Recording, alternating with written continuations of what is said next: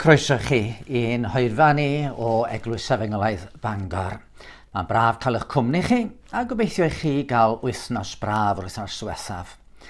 Mi fuodd amryw ohono ni, dwi'n gwybod, yn ymuno efo cynhadledd flynyddol mudiad Efengylaeth Cymru yn ystod yr wythnos. Nid trwy fynd i Aberystwyth y tro yma, ond ar y we oedd y gynhadledd yn cael ei chynnal. A dwi'n siŵr bod y cyfarfodydd wedi bod yn fendith ac yn gymorth i lawer. Ond heddiw unwaith eto, da ni angen clywed llais Duw o'r newydd a gwybod rhywbeth am ei gwmni. Felly croeso i chi ymuno wrth i ni addoli gyda'n gilydd. Gwrandewch ar y 3ydd Salm. Arglwydd, mor lluosog yw fy ngwrthwynebwyr. A mae llawer yn codi'n ferbyn a llawer yn dweud amdanaf, ni chaiff waredigaeth yn yw. Ond yr wyt ti, arglwydd, yn darian o'm hamgylch, yn ogoniant i mi ac yn fy nyrchafu. Gwyddais yn uchel ar yr arglwydd ac atebodd fi o'i fynydd sanctaidd.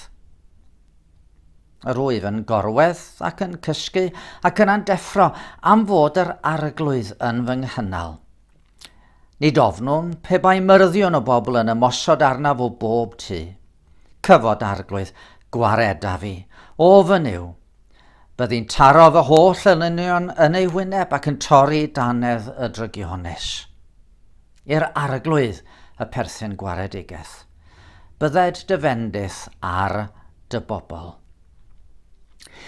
Mi oedd y salmydd fanne yn mynegu hyder fod Duw o'i blaid ac yn gwylio drosto fo. I ddiogelwch felly oedd bod yng nghysgod yr arglwydd. Gadwch i ni ganu am y cariad mawr sydd yn gysgod ac yn obaith i blant Duw bob amser. Mor fawr yw cariad Duw y Tad. Ni ellir byth ei fesur, fe roddodd ei fab yn iawn i achub gwael bechadur.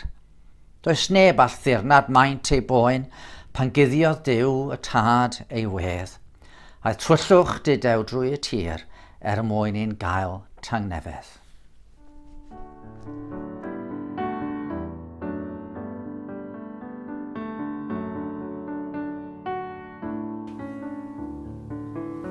Mor fawr yw cariad Duw y Tad, ni ellir byth ei fesur.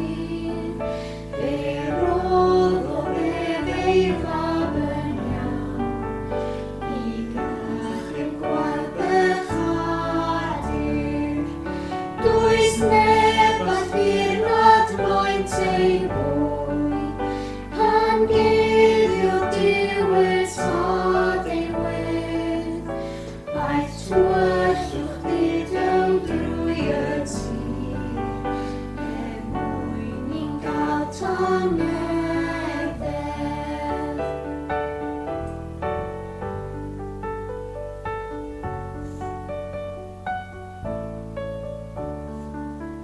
Mor rhyfedd yw ei weld ag wyth yn marw ar Galfaria, a chlywed sgrech y llais fy hun yn gwawdio gyda dyrfa. Fy mhechod oedd y bicell fain, a'r hwylion dir a'r goron brau, ond clywes lais na ddeiant rai, o'i enau glan yn atsain.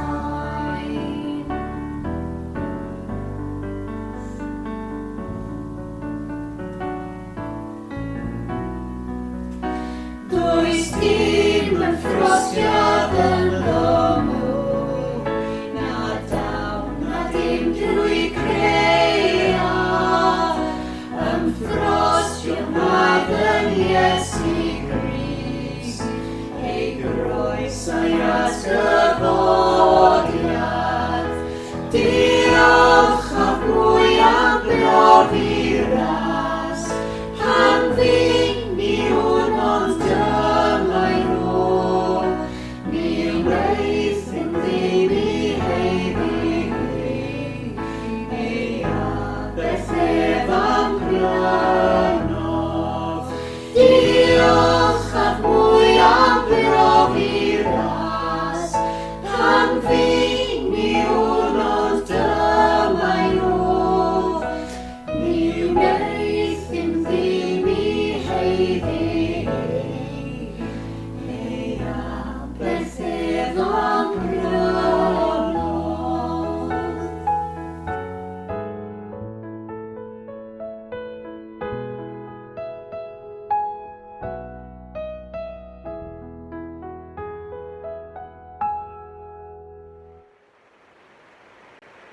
Wel, bore da.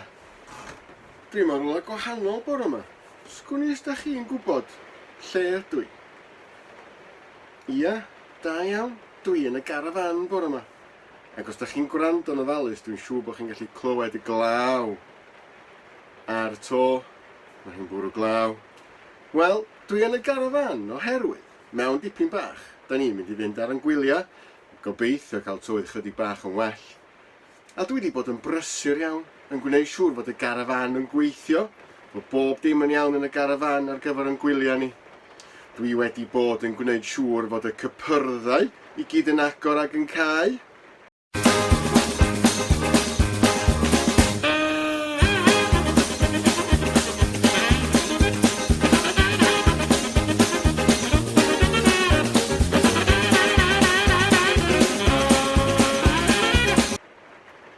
Dwi wedi bod yn gwneud siŵr fod na ddigon o wynt yn y teiars.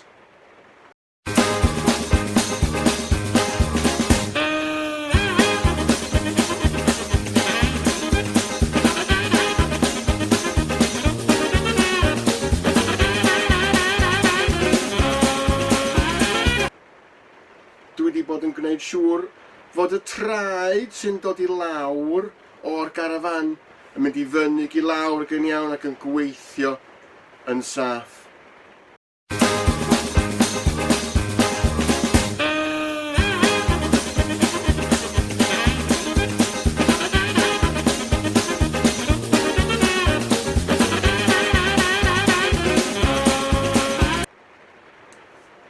A mae hynna wedi gwneud i fi feddwl. Dach chi'n gwybod, pan o'n i'n codi ac yn gollwng y coesa, o'n i'n defnyddio'r bar mawr yma ac yn ei droi o ac oedd y traed yn mynd i fyny i lawr. A mae'r garafan yn pwyso ar y traed yna. Os fysa'r traed yna ddim yna, ac os byswn ni yn trio mynd i gefn y carafan, mi fysa'r carafan yn codi i fyny. Ac os fyswn ni'n trio mynd i flaen y carafan, mi fysa'r carafan yn codi y ffordd arall. So fo ddim yn saff o gwbl, felly mae traed yna'n bwysig i'r carafan gael pwyso ar y traed yna ac i gadw'r carafan yn saff. Mae'r traed yna'n debyg i Dduw. Da ni'n gallu pwyso ar Dduw a gofyn i Iesu Grist yn helpu ni. Os da ni'n ffindio byw yr un peth a mae Iesu Grist isio ni yn anodd, da ni'n gallu gweddïo ar y Dduw i helpu ni i fyw y ffordd mae o isio. A bod ni ddim yn trio gwneud pethau ella sydd yn gas neu sydd yn brifo pobl eraill. Pethau mae'r Beibl yn galw yn bechod. Da ni'n gallu gofyn i Dduw i helpu ni, a da ni'n gallu pwyso ar Dduw, fel bod o'n gallu helpu ni i fyw y ffordd mae'r Beibl yn deitha ni am fyw. Yn union yr un peth, a mae'r carafan yn pwyso ar y traed i gadw'r carafan yn saff. Wel, mae hynna yn atgoffa fi am gan da chi gyd wedi canu, sy'n sôn am pa mor fawr ydy Duw a pa mor nerthol ydy Duw. Be am i ni gyd ganu'r gan eto, ia? Hwyl fawr!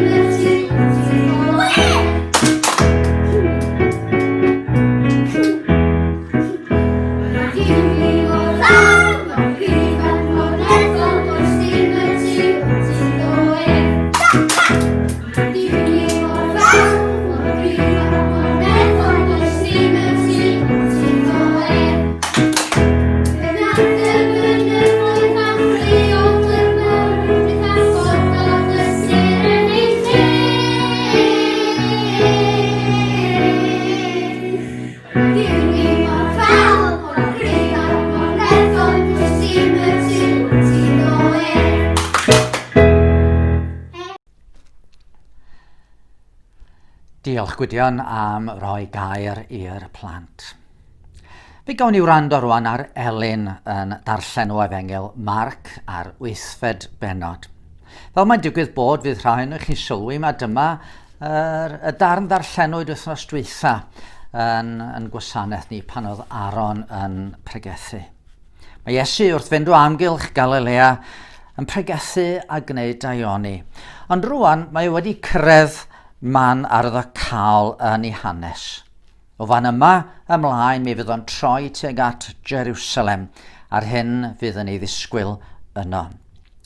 Ac wedi'r darlleniad, mi newn ni ganu emyn Efengylydd sy'n sôn am Iesu fel y bugail mwy na ddaeth o'r nef i lawr i'n ceisio ni fel praidd iddo'i hun. Marc pennod 8, adnod 27 i 38. Aeth Iesu ei ddisgyblion allan i bentrefi Cesarea Philippi, ac ar y ffordd, holodd ei ddisgyblion. Pwy, meddai wrthynt, y mae pobl yn dweud ydw i fi?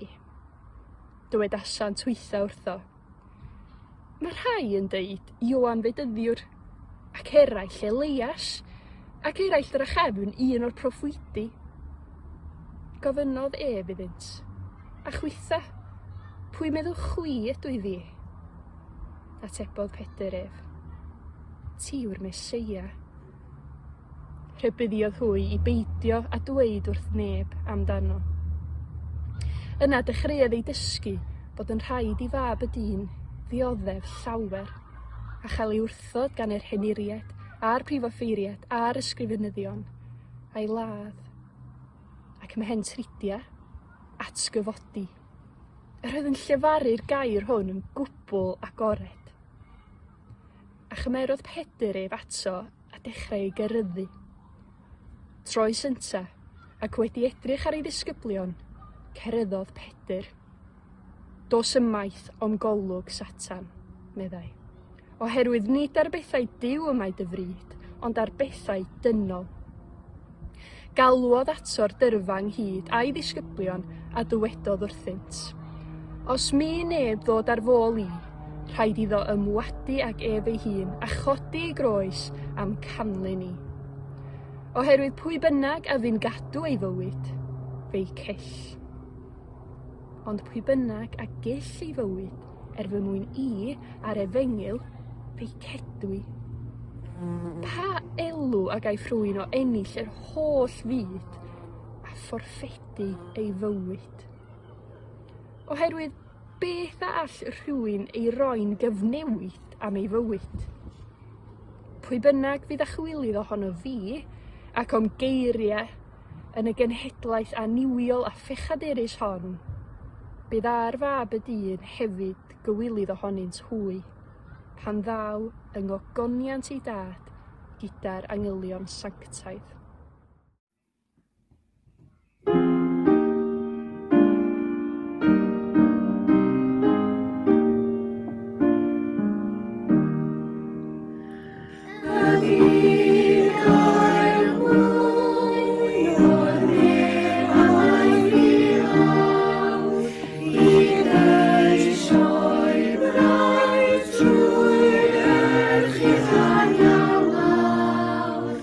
Brave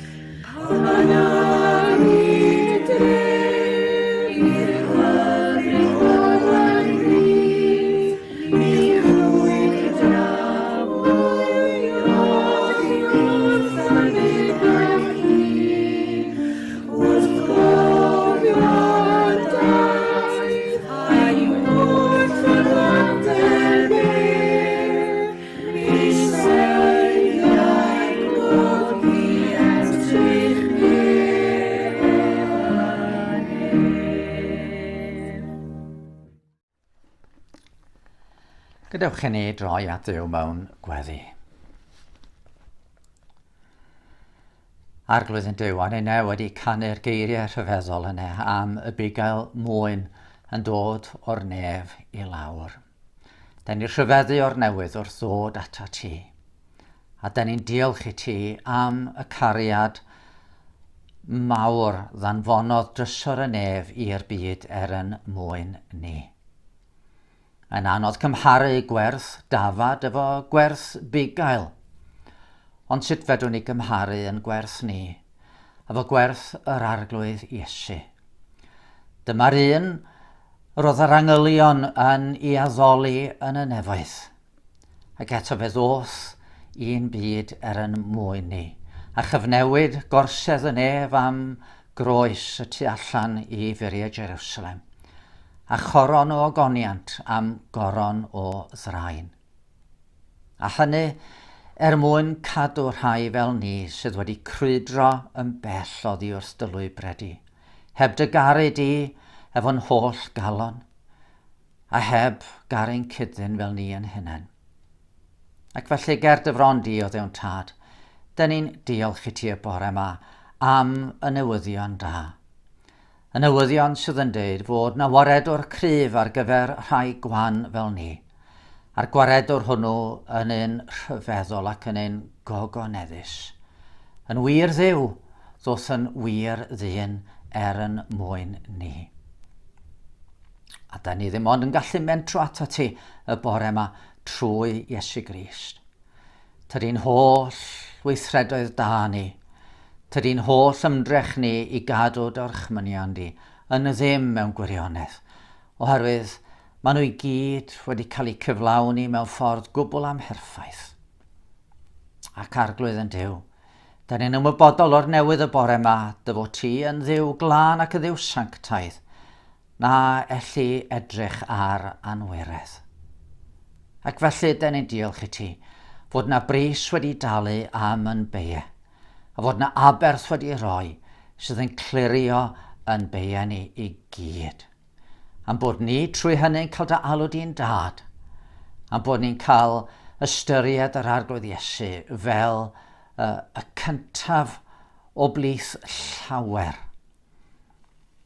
y cyntaf anedig oddi wrth y meirw, sydd yn dwyn llawer gydag o i'r gogoniant. A da ni wrth blygu ger dyfron, wrth i ni addoli fel hyn, da ni'n diolch yn bod ni wedi cael gras i gredu yn ddyfo fel yn gwaredwr. A da ni'n diolch yn bod ni y bore mor newydd yn gallu pwyso ar drigaredd yr arglwydd am faddeuant, ac am gydwybod lan, ac am fedru sefyll ger dyfron di gan fod yn hyderus dy fod ti yn gwrando ar yn cri. Maddau ni o'r newydd felly yn crwydro mewn gair, mewn gweithred ac mewn meddwl. Ac os gwali di bod yn dda, caniatáu ni droi'n wynebau o'r newydd ata ti, i ni fedru gwrando ar dy lais di ac i ni fedru dy ddilyn di trwy gymorth yr ysbryd. Da ni'n cyflwyno i ti'r byd yn ei angen, yn gofyn ar i ti gofio ddewn tad am yr holl ofid sydd yn y byd. Da ni'n gweddio byddwn ni'n gwylio dros dy eglwys yn y byd a peri bod ni'n cael bod yr hyn ddylen ni fod yn wir o leini yn llywyrchu y dyddiau yma. A gad i ni fod yn halen y ddeiar sydd yn rhoi blas ar y fywyd a phobl yn gweld yno ni rhywfaint o dy gariad a dy drigaredd di yn ei gwahodd nhw ata ti.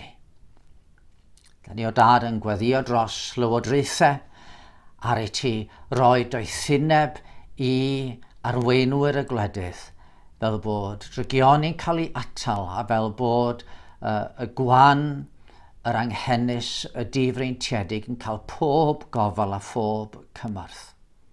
Ond yn arbennig, da ni'n gweddio bod y eglwys yn mynd i fod yn llais daioni ac goleuo pobl i dy gariad a dy drigaredd di. Os oes na rhywun bore yma sydd yn rhan o'r oedfa hon, sydd efo baich arbennig ar ei calonau. Da ni'n gofyn ar ei ti gymered y baich hwnnw, ac ar ei ti roedd nhw sicrwydd. Oriau'r dydd neu oriau tywyll yn os, dy fod ti'n eu caru nhw a dy fod ti'n gwylio drostyn nhw. Ar y bore yma o ddewn tad, da ni'n gweddio bydde ni'n siarad efo ni trwy dy air. Gadair gair yn cyfeirio ni at yn harglwydd a'n gwaredwr, fel yn bod ni'n ymddiried yn fwy llwyr yn ddo ac yn gallu dangos mewn rhyw ffordd dy gariad a dy ogoniant di ger bron yn byd. Lly clyw yn gweddio, Dad.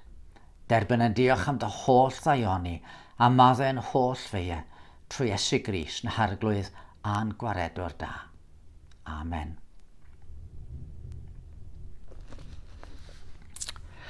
Wel, cyn troi fyfyrio yn yr hanes ddarllenwyd gan Elin, gadewch i ni ganu emyn sy'n mynd â ni at ddigwyddiad arall yn hanes yn harglwydd.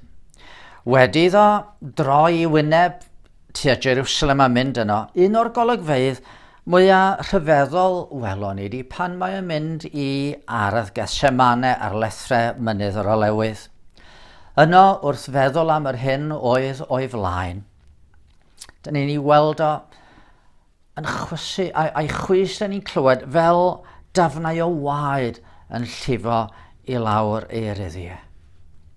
Dwg fi fynydd yr olewydd, lle mae'n heidwad yn yr ardd, chwys fel dafnau gwaed yn llifo hyd ei ryddiau hardd. Beth yw'r ymdrech sy'n ei enaid? Pan bod hwn sy'n frenin nef a gofidiau dwys hyd angau yn ei galon ef.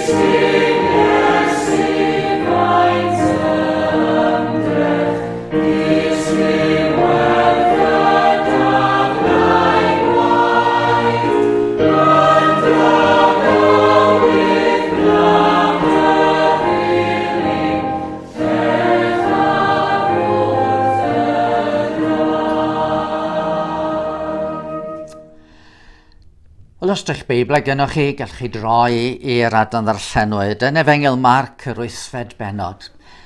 A dwi am feddwl yn arbennig am eiriau nath yr arglwydd Iesu Grist ddeud wrth Pedr yn yr 8fed bennod ag adnod 33. Troes Iesu ac wedi edrych ar ei ddisgyblion, ceryddodd Pedr. Dos ymaith o'm golwg Satan, meddai. Oherwydd nid ar bethau Duw y mae dy fryd, ond ar bethau dynol.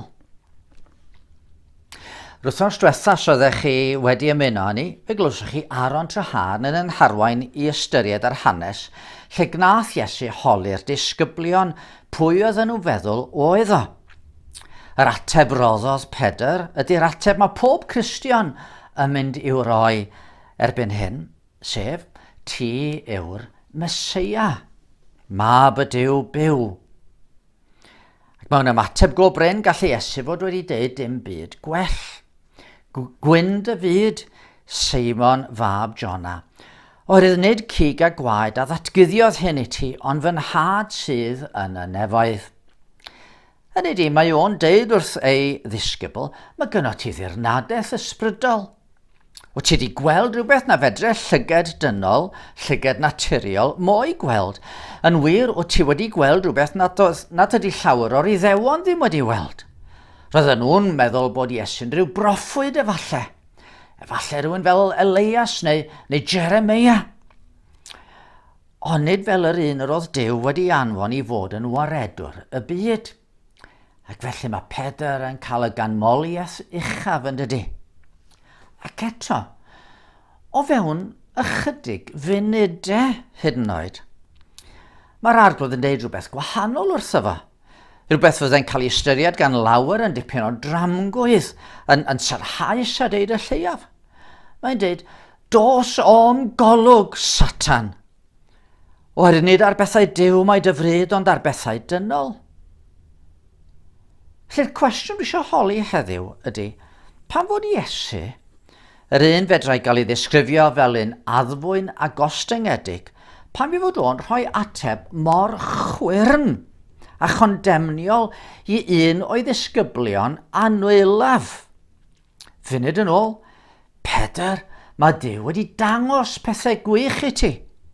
Ond rwan, Pedr, rwyt ti'n llais i'r diafol. Be sy'n gwneud i'r bugail da ddefnyddio ymadrodd mor arw? Wel, y peth cyntaf dwi eisiau i nodi ydy, mae ganddo ni elyn. Mae ganddo ni, bob un ohono ni, elyn. Dyma'r peth cyntaf sydd angen i ni gymryd o ddifri. Mae Satan neu'r diafol yn real. Tydw i ddim fan yma'n mynd i feddwl am gwestiynau fel o ble mae'r diafol wedi dod ac yn y blaen. Dim ond nodi fod y Beibl yn glir. Mae yna berson ysbrydol drwg sydd yn elyn i Dduw ac yn elyn i ddynolryw. Satan ydy'r enw gewch yn yr Hen Testament ac ystyr hwnnw ydy gwrthwynebwr. Mae'n gwrthwynebu Duw a mae'n gwrthwynebu ni. Yn y Testament Newydd yn fwy aml mae'n cael ei alw y diafol, sy'n gallu golygu y cyhyddwr neu'r enllibiwr. Mae bryd y diafol ar dynnu gogoniant oddi wrth y Dduw, a chan mae delw Duw yn y greadigaeth ydy pobl, gwir a gwragedd, oedolion a phlant. Mae'n wrthwynebydd i ni. Dio ddim am i ni weld gogoniant Duw, a dydy o ddim am i ni adlewyrchu gogoniant Duw. Mae am greu rhaniad rhyngddo ni a'n tad nefol.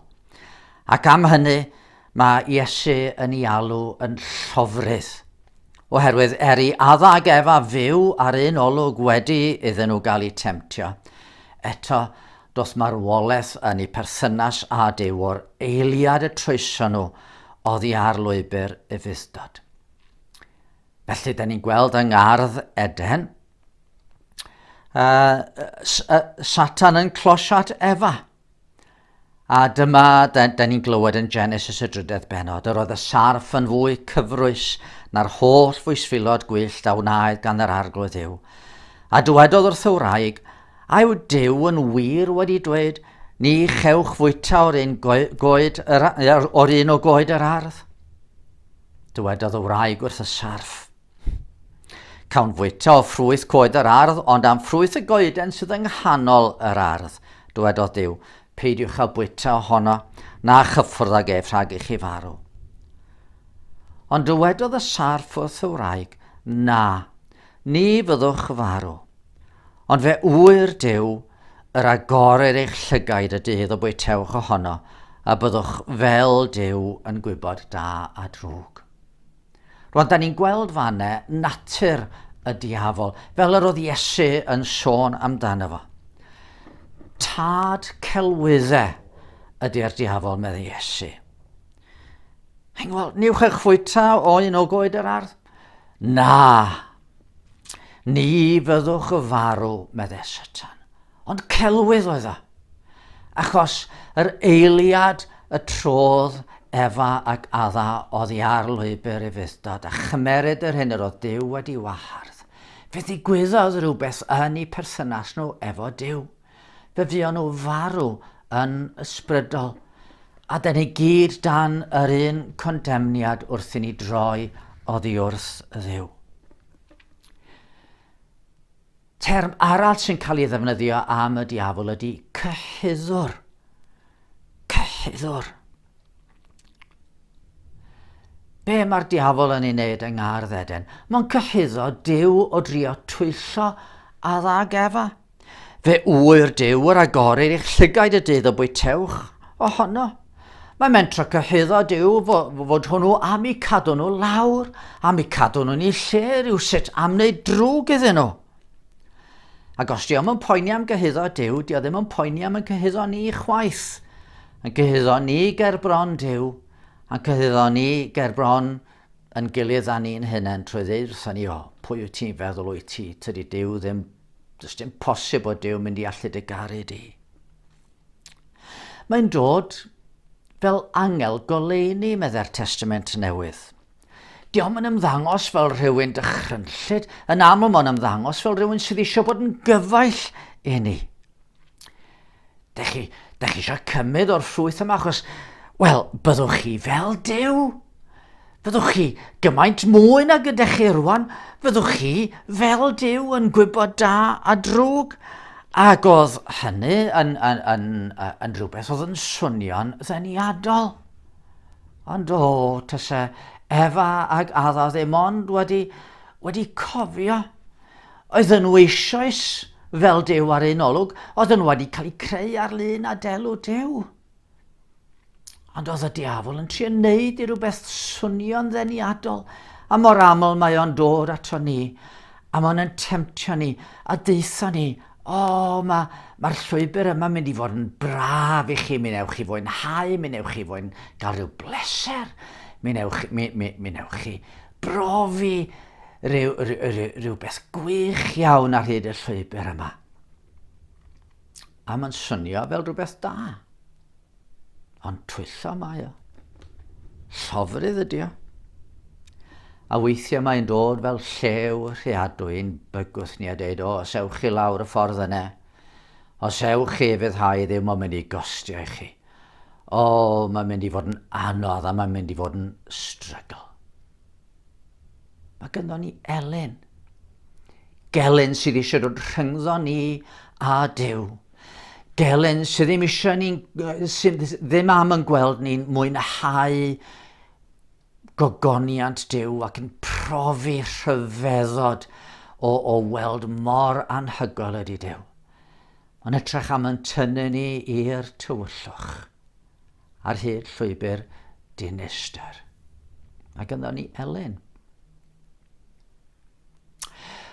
Ond dwi'n meddwl mae'r hanes yma ddarllenwyd gan Elin yn ei ddangos i ni yn ail ydy.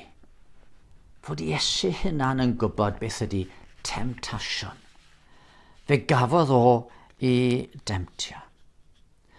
Pam oedd Iesu mor chwyrn yn ei ymateb i Pedr? Dos ymaith yn fôl i Satan. Pam bod yn deud rhywbeth mor ofnadwy? Mae un o adnodau mwy rhyfeddol y Beibl i gyd i'w gweld yn y llythyr at yr Hebreaid, y 4 bennod ag adnod 15. Canis, nid archoffeiriad heb allu cuddioddef a'n gwendidau sydd gennym, ond un sydd wedi ei demtio ym mhob peth yr un modd â ni, ac eto heb bechod. Pan mae pobl yn sôn am demtasiwn Crist, Fel arfer, maen nhw'n troi at ei gyfnod o yn yr anialwch wedi ei fedydd mi athon nhw am 40 diwrnod a 40 nos a chael ei demtio gan y diafol. Ond ar ddiwedd y cyfnod hwnnw, mae Luc yn deud wrthyn ni, ar ôl iddo ei demtio ym mhob modd, yma dawodd y diafol ag ef gan aros ei gyfle. Ac oedd yn aros ei gyfle i ddod nôl a themtio eto.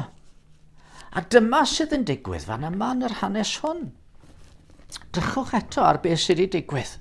Mae Iesu wedi bod yn dysgu, pregethu, cyflawni gwirthiau rhyfeddol mwyn dangos pwy ydi o ac mwyn dangos treigaredd tuag at bobl. A mae'r pwynt wedi dod lle mae'n holi ai dyma'r amser i mi newid cyfeiriad a throi fy wyneb tua Jerusalem. A mae o'n holi'r disgyblion. Pwy, meddai wrthynt, mae pobl yn deud wrtho fi? A doedd pobl ddim wedi gweld y peth yn iawn. Na. Doedd y bobl yn gyffredinol ddim wedi gweld ma fo oedd mab Duw. Ond wedyn mae'n deud wrth y disgyblion, yna, a chwithau, meddwch chi pwy ydw i fi. A tebodd Pedr ef tiw'r Meseia. A mae'r efengyl eraill yn deud bod wedi deud mwy na hyn, tiw'r Meseia, mab y Duw byw. Dyma'r trobwynt wedi dod. Mi oedd y disgyblion wedi deall. Dwi'n yn gwybod ydych chi rioed wedi sylwi, ond yn Ioan 17 mae Iesu'n gweddio ger bron Duw. A mae'n deud peth yma yn ei weddi. Yr wyf wedi amlygu dy enw i'r rhai a roddais di mi allan o'r byd. Eiddo ti oeddent ac fe rhoddais di mi y maent wedi cadw dy air di a maent yn gwybod mae oddi wrth i ti a mae popeth a roddais di mi. Warydd rwyf wedi rhoedd yn twy i geiriau a roddais di mi a weithiau wedi derbyn a chanfod mewn gwirionedd mae oddi wrth i ti y deithim a chredu mai ti am hanfonodd i. Dyna ngwaith i, meddai Iesu wrth i dad. Yngwaith i oedd dangos i rhain fy mod i wedi dod oddi wrth i ti. A dyma nhw wedi deall. Dyma Pedr yn mynegu'r hyn oedd yn wir. A dyma'r trobwynt wedi dod. Dyma'r arwydd oedd wedi bod yn chwilio amdano. Bellach oedd o'n symud ymlaen i'r rhan nesaf o'i waith. Cos oedd yr rhan gyntaf wedi bod yn anodd. Y chwilio am ddisgyblion, y dysgu, yr ail ddysgu, yr amynedd oedd rhaid iddo fo i ddangos, y dadle ar gylynion. Wel, os oedd hynny'n anodd, oedd y dar nesaf o'i waith yn mynd i fod yn ungol. Yna dechreuodd ei dysgu bod yn rhaid i fab y dyn ddioddef llawer a chael ei wrthod gan yr heneriad a'r prif offeiriad a'r ysgrifenyddion a'i ladd ac ymhen tridiau atgyfodi. A dyma Pedr yn codi i'w geryddu. Meddyliwch pwy ond Pedr fydde yn ceisio ceryddu mab Duw. Ond dyma Pedr yn dweud, sdim rhaid i ti wneud hyn. Meddylia am y daioni fedri di gyflawni yma yng Galilea. Meddylia am y bobl sydd yn barod i wrando arna ti. Meddylia am yr holl bethau da fedri di wneud fan yma. A troes Iesu, ac wedi edrych ar ei ddisgyblion, cyrryddodd Pedr. Y pwynt fan yma, da chi'n gweld, ydy nid bod yn deud wrth Pedr, o ti'n wirion, o ti'n stupid, ti ddim wedi dall ti. Na, y pwynt fan yma oedd fod y llwybr oedd Pedr yn awgrymu yn apelio. Pam oedd o wedi troi i edrych ar ei ddisgyblion? Ond nid oedd o yn gweld yr hyn oedd yn mynd i ddigwydd iddyn nhw wrth iddyn nhw i ddilyn o. Oedd yr awr fawr, awr y profi'n mynd i ddod pan bydde'r awr yn condemnio Judas. Bydde fo'n torri calon Pedr. Bydde fo'n profi pob un ohonyn nhw wrth iddyn nhw droi a rhedeg. A tu hwnt i hynny, roedd yn gwybod fod gardd Gethsemane, y llys a'r tywyllwch eithaf i ddod o ddilyn y llwybr yma. A mi oedd y dewis arall, dewis Pedr i fynd yn ôl i Galilea a pharhau i weld pobl yn cael ei achau a pharhau i weld y tyrfaoedd yn dod. Wrth gwrs bod o'n demtasiwn. Oedd y diafol yma fel llew rheadwy y wynebu yn gwaredwr ni. Fedri di ddim wynebu hyn? Gam wrth gam oedd yn gorfod wynebu'r her yma. Wrth gyrraedd Jerusalem, y nawr y mae fe enau mewn cynnwrf beth a ddwedaf, o dad, gwared fi rhag yr awr hon, yr awr ddychrynllyd hon. Na, i'r diben hwn y deithim i'r awr hon. Yn yr ardd wedyn, o dad, os wyt ti'n fodlon cymer cwpan hwn oddi wrthyf. Ond gwneler dy ewyllus di, nid fy ewyllus i. Ac ymddangos angel o'r nefydd o'i gyfnerthu.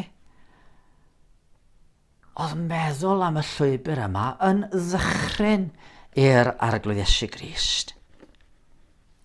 Ac felly, mi oedd na demtasiwn gwir nyr hyn yr oedd Pedr yn ei awgrymu iddo fo. Ac oni dyma pam fod Iesu mor chwyrn i eiriau wrth Pedr. Rhaid i mi ddilyn llwybr yn had. Paid a gosod rhwystyr i mi. Paid a trio nenu fi oddi ar y llwybr yma. Dos ymaith yn fy ôl i Satan. Dos ymaith o'm golwg. Hynny di, o'm golwg medda'r Beibl Cymraeg Newydd yn llythrenol. Dos y tu ôl i fi. Dwi ddim yn mynd i wrando arna ti. Dwi'n symud ymlaen. Achos mae dyma y llwybr y mae Duw yn dymuno i mi i droedio. Oedd Iesu'n cael ei demtio ac oedd yn gwybod beth oedd cryfder temtasiwn i ddynol ryw. A'r pwynt dwi eisiau i chi sylwi rwan ydy, wel, os oes gynddo ni Elin, ond mae Iesu'n gwybod be ydy temtasiwn. Y pwynt dwi eisiau chi i nodi a canolbwyntio arno fo ydy, yr Iesu hwn ydy'n gwaredwr ni rhag y gelyn sydd yn wrthwynebydd i ni. Fel y dydes i'n gynharach, mae ganddo ni Elin. Ac os ydych chi'n Gristion y bore yma, mae'r gelyn yma eisiau difethach tystiolaeth chi. Mae eisiau gwneud llanast o'ch tystiolaeth chi ger bron y byd fel bod pobl eraill ddim yn credu. Mae am beri nad ydych chi ddim yn mwynhau cwmni Duw na gweld ei ogoniant. Ac yn sicr dio ddim eisiau eraill weld gwaith Duw yno chi. Os ydych chi ddim yn Gristion bore yma, yna mae'r diafol am eich cadw chi'n ddall i ffordd iachawdwriaeth. Mae am beri na fedrwch chi ddim gweld Iesu fel un i bwyso arno am faddeuant. Dio ddim eisiau chi ystyried bod Iesu ar y groes yn dwyn cymod rhyngddo chi a Duw. Mae am eich cadw chi mewn caethiwed. Caethiwed fydd yn eich arwain chi yn y pen draw i farwolaeth dragweddol. Dyma'ch gelyn chi. Sut ydych chi'n mynd i wynebu y gelyn yma? Be fedrwch chi droi am gymorth?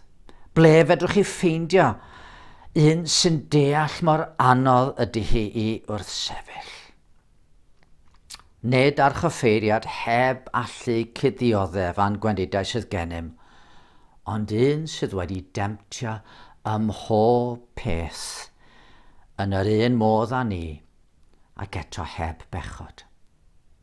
Iesu ydy'n harchoffeiriad ni. Chi'n weld yn yr Hen Testament yr archoffeiriad oedd yr un oedd yn sicrhau cymod a Duw pan oedd Israel wedi pechu. Oedd yn ymddangos gerbron Duw yn y cysegr gydag aberth ac yn gweddio dros y bobl. A rhan o'r qualification i fod yn archoffeiriad oedd i fod o'n gwybod beth oedd hi gael i demtio ei hunan. Yn Hebreaid 5 adnod 2. Mae'n gallu cyd ymddwyn neu ymddwyn yn dyner ar rhai anwybodus a chyfiliornus gan ei fod yntau hefyd wedi amgylchu a gwendid. Yn archoffeiriad ni ydy Iesu, y Duw ddyn. Fel Duw, doedd o ddim yn gallu cael ei demtio. Ac mae peryg i ni feddwl felly na tydi o ddim yn deall pa mor anodd ydy hi arno ni.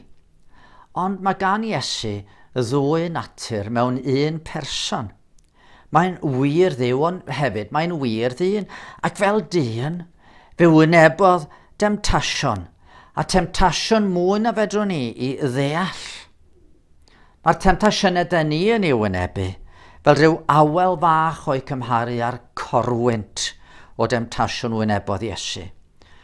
Oherwydd dyn ni'n rhoi mewn yn fuan a mae'r diafol yn gallu rhoi fyny. Ond mi safodd hwn i'r eithaf.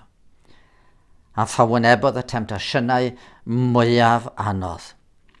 Fe ddododd ar y naill law, dos ymaith yn fy ôl i Satan. Ac ar y llaw arall fe ddywedodd wrth i dad yn y nef, nid yr hyn a fyna fi fel dyn sy'n ofni'r tywyllwch sydd o'n blaen i, ond yr hyn a fyny di, gwneler dy ewyllus. Chi'n gweld, mae gan yn harchoffeiriad ni aberth perffaith mae wedi i gyflwyno. I aberth o ei hunan ar y groes, lle talodd bris ein dyled ni. Ond mae ganddo fo fwy nag aberth hefyd. Nid jyst rhyw gytundeb cyfreithiol di-deimlad ydy hwn. Dymuniad i galon o. Ydy'n bod ni'n mynd i gael yn cadw. Am bod ni'n mynd i brofi yr ysbryd na'n dal ni i sefyll a gwrth sefyll yn erbyn cynllwynion diafol. Felly, pan oedd yn gweld Seimon Pedr yn yr oriwch ystafell yn llawn bravado yn deud, o, dwi'n barod i farw efo ti. Dyma Iesu'n deud, Seimon, Seimon, dyma Satan wedi hawlio chi'ch gogrwn fel yd. Ond yr wyf fi wedi deisif droso ti na fydd dy ffydd yn pallu. Neu geiriau eto'r llythyr at yr Hebreaid ar ail benod, oherwydd am iddo ef ei hun ddioddef a chael ei demtio, a mae'n gallu cynorthwyo rhai sydd yn cael ei temtio. Mae'n gallu'n cynorthwyo ni. Ble ma'ch ffydd chi a'ch gobaith chi y bore yma? Ar be ydych chi'n pwyso i fedru sefyll yn erbyn cynllwynion diafol, yn erbyn gelyn eich enaid chi? Ydyn ni'n pwyso ar yn gallu ni i sefyll? Ar yn penderfyniad ni i beidio rhoi i mewn? Ar yn crefydd neu'n dywioldeb ni yn hynny? Nid ar be ydyn ni'n pwyso ddylai'r cwestiwn fod, ond ar bwy ydyn ni yn pwyso. A Iesu di'r un. Fe ddydodd Ann Griffiths, o fenaid, gwel a ddaswydd y person rhyfedd hwn, neu'r person dwyfol hwn, dy fywyd mentra arno ac arno rhod y bwn. Mae'n ddyn i gydymdeimlo a tholl wendidau gyd. Mae'n dduw i gario'r orsedd ar ddiafol, cnawd a byd. Ble bynnag ydych chi heddiw? Beth bynnag ydy'r gofid ych chi'n ei wynebu, a beth bynnag ydy'r demtasiwn sy'n pwyso arno chi i droi oddi wrth y Dduw at unrhyw beth arall. Edrychwch ar Iesu, eich archoffeiriad, yr un sy'n deall yn union yr hyn ydych chi yn ei deimlo. Yr un sydd yn eistedd ar ddeheuolawr tad yn eiriol trostoch chi. A derbyniwch ganddo ef y gras sydd ei angen ar eich cyfer chi.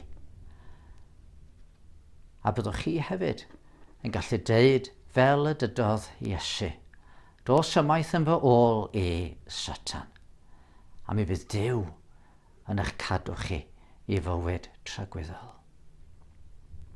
Gadewch chi ni ganu emyn efo'n gilydd. Cod fy meddwl uwch gofidiau amser, a ta ti dy hun. Cadw'n llwyr fy holl serchiadau ar ogoniant mab y dyn. Gwasgar y cymylau tewion, na wel ffydd braidd trwyddyn trwy, ac yn llewyrch dy oleuni, gadim orfoleddu mwy.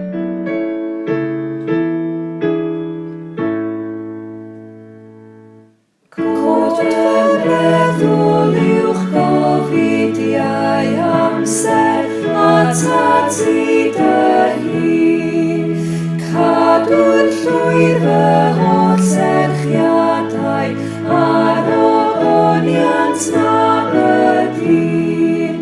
Gwasgar y cymylau tewion, na wel ffydd braidd drwyddyn trwy, ac yn llewyrch dy oleuni, gadim orfoleddu mwy. Cyfarwydd a'n rhaid i gerdded, hyd y llwybrau gerddodd ef. Dal fy ffydd o hyd i syllu, a'r sylweddau pur a nef. Gwared fe naid rhag ymserchu, adeg anau estron wlad, ond cryfhaf yn ymuniadau, am drifannau ti fy nhad. Diolch am ymuno gyda ni heddiw. Cofiwch gysylltu os ydych chi am wybod mwy trwy y gwahanol ffyrdd ar y we. Gadewch i ni orffen trwy roi yn hunain yn nwylo ein Duw. Bydde di Dduw, creawdwr nefoedd a deiar, nad yw'n blino nac yn diffygio, ac i Grist ein harchoffeiriad a'n heriolwr yn y nefoedd, adnewyddu ein nerth trwy'r ysbryd, mwyn i ni sefyll yn ffyddlon, gan bwyso o ddydd i ddydd ar y gras ddaw o orsedd nef. Amen.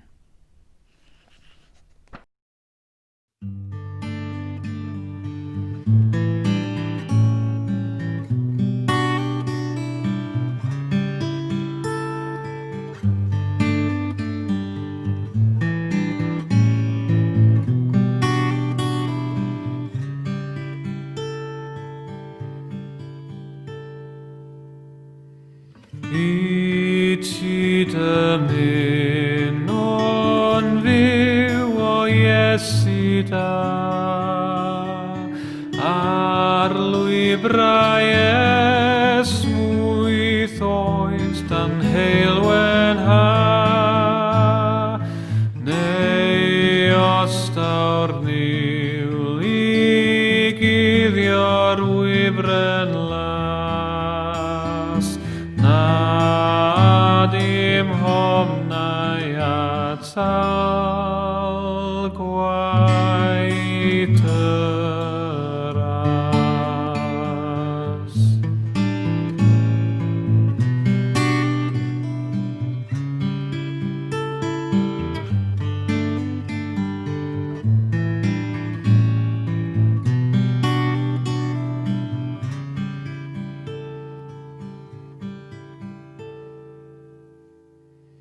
Os rhaid ymwadu dyr o'r ras i mi, rhag cadw dim yn oloddi wrth i ti, na chaid na cair na chlod na swyn y byd, atal Iesu da i lenwi'n ryd.